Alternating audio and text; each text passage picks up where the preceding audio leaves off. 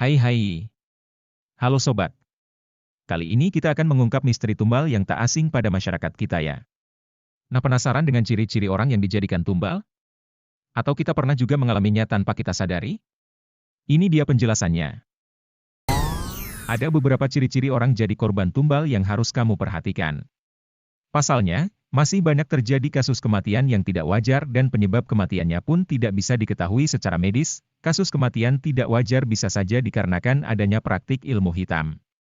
Nah, sebagai pencegahan, kamu harus menyimak ulasan bagaimana ciri-ciri orang yang menjadi korban tumbal berikut agar kamu tidak menjadi korban selanjutnya. Yang pertama, jatuh sakit secara mendadak. Ciri-ciri orang jadi korban tumbal yang pertama adalah korban mendadak jatuh sakit. Namun, sakit yang dialami korban tidak diketahui penyebabnya. Bahkan, dalam kebanyakan kasus tidak bisa disembuhkan secara medis. Yang kedua, sering kedutan.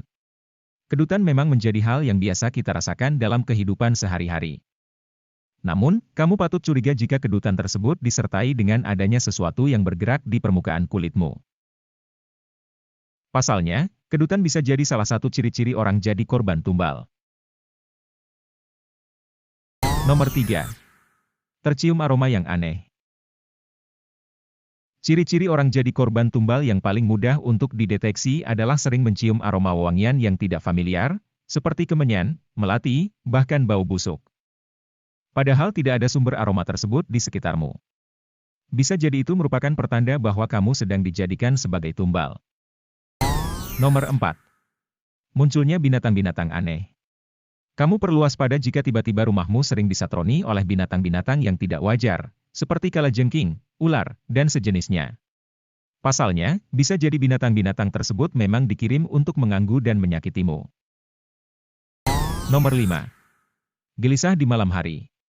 Biasanya orang yang sudah dijadikan sebagai tumbal akan merasa sangat gelisah di malam hari.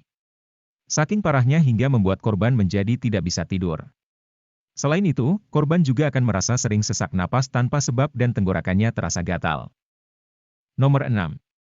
Merasa diawasi.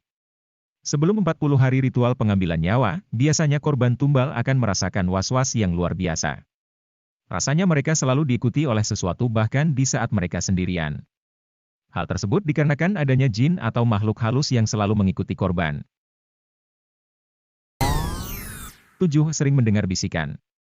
Selain sering mencium wangian, orang yang menjadi tumbal juga sering mendengarkan suara-suara bisikan yang juga tidak diketahui berasal dari mana.